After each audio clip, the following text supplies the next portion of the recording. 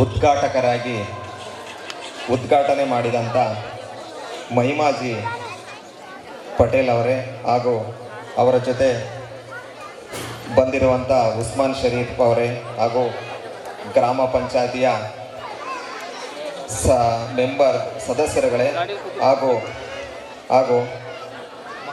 ಗ್ರಾಮ ಪಂಚಾಯಿತಿಯ ಅಧ್ಯಕ್ಷರಾದಂಥ ರುದ್ರಮ್ಮನವರೇ ಮತ್ತು ಇನ್ನುಳಿದ ವೇದಿಕೆ ಮೇಲೆ STMC ಅಧ್ಯಕ್ಷರೇ ಹಾಗೂ ಇನ್ನುಳಿದ ಎಲ್ಲ ವೇದಿಕೆಯ ಮೇಲೆ ಆಸನಾಗಿರುವ ಗಣ್ಯರಿಗೆ ನನ್ನ ಈ ಸುಂದರ ಸಮಾರಂಭದ ಶುಭಾಶಯಗಳನ್ನು ತಿಳಿಸುತ್ತಾ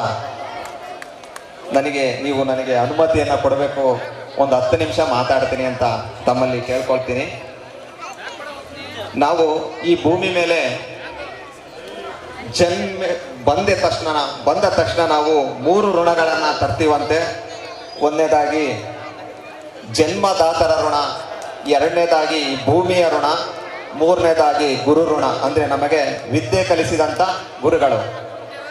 ಏಕೆ ಅಂದರೆ ಈ 3 ಋಣಗಳನ್ನು ನಾವು ತೀರಿಸ್ತೇವೆ ಹೋದರೆ ನಾವು ಈ ಭೂಮಿ ಮೇಲೆ ಹುಟ್ಟಿದ್ದು ಕೂಡ ನಶ್ವರ ಅಂತ ನಾನು ಅಂದ್ಕೊಂಡಿದ್ದೀನಿ. ಏಕೆ ಅಂದರೆ ಜನ್ಮದಾತರ ಋಣ ಅಂದರೆ ನಮ್ಮ ಇವತ್ತು ಈ ಸ್ಥಿತಿ ನಿಂತಿದ್ದೀನಿ ಅಂದರೆ ಅದಕ್ಕೆ ನನ್ನ ಜನ್ಮದಾತರು ಕಾರಣ. ಎರಡನೇದಾಗಿ ಭೂಮಿಯ ಋಣ, ಅದು ನನ್ನ ತಾಯಿಯನ್ನೇ ಒತ್ತು ನಿಂತು ನನಗೆ ಜನ್ಮ ನೀಡಿದೆ, ಹಾಗಾಗಿ ಈ ಭೂಮಿಯ ಋಣ. ಮೂರನೇದಾಗಿ ಸಮಾಜದ ಋಣ ಏನಂದರೆ ನಾವು ಈ ರೀತಿ ನಮ್ಮ ಕೈಲಾದಷ್ಟು ಇಲ್ಲಿರೋರು ಯಾರೂ ಕೂಡ ನನಗೆ ತಿಳಿದಂಗೆ ಅಂಥ ದೊಡ್ಡ ಆಗರ್ಭ ಶ್ರೀಮಂತರೇನಲ್ಲ, ಅಂದರೆ ಬೇಕಾಬಿಟ್ಟಿಯಾಗಿ ಖರ್ಚು ಮಾಡೋ ಅಂತಾರಲ್ಲ. ಆದರೂ ಕೂಡ ನಾನು ಸಮಾಜಕ್ಕೆ ಏನಾದರೂ ಕೊಟ್ಟು ಹೋಗ್ತೀನಿ ನನಗೆ ಕೈಲಾದಷ್ಟು ಅಂತ ಹೇಳಿ ಎಲ್ಲ ಈ ಮಹನೀಯ ಗಣ್ಯರನ್ನ ನೀವು ನೋಡಿ ಕಲಿಬೇಕು. ಪ್ರತಿಯೊಬ್ಬರು ನಾನು ಕೂಡ ಕಲಿಬೇಕು. ಹಾಗಾಗಿ ಈ ಹಳೆ ವಿದ್ಯಾರ್ಥಿ ಸಂಘ ಕಾರಣ ಇಷ್ಟೇ. ಸರ್ಕಾರಿ ಶಾಲೆ, ನಾನು ಇದೇ ಶಾಲೆಯಲ್ಲಿ ಓದಿದ್ದು. ನನಗೆ ಸರ್ಕಾರಿ ಶಾಲೆಯ ಮಕ್ಕಳನ್ನ ಪ್ರತಿಯೊಬ್ಬರು ಕೂಡ ನಾನು ಸರ್ಕಾರಿ ಶಾಲೆಯಲ್ಲಿ ಓದಿಸಿ ಅಂತ ಹೇಳ್ತೀನಿ. ಯಾಕೆ ಅಂದರೆ ಮಹಿಮಾಜಿ ಸರ್ ಅವರು ಬಹಳ ಚೆನ್ನಾಗಿ ಹೇಳಿದರು. ಏನಂದರೆ ಎಲ್ಲ ಮಕ್ಕಳು ಇಲ್ಲಿ ಏನು ಫೇಲ್ ಆಗಿರ್ತಾರಲ್ಲ ಅವರು ಅಲ್ಲಿ ಶಿಕ್ಷಕರಾಗಿರ್ತಾರೆ.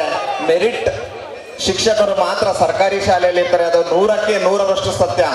ಆದ್ದರಿಂದ ಪ್ರತಿಯೊಬ್ಬರು ಕೂಡ ನೀವು ಸರ್ಕಾರಿ ಶಾಲೆಗೆ ಸೇರಿಸಿ.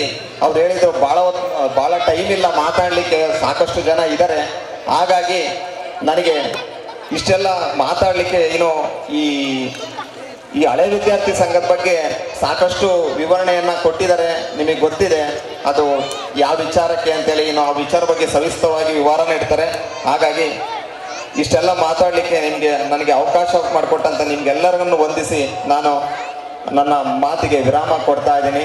ಜೈ ಹಿಂದ್, ಜೈ ಕರ್ನಾಟಕ.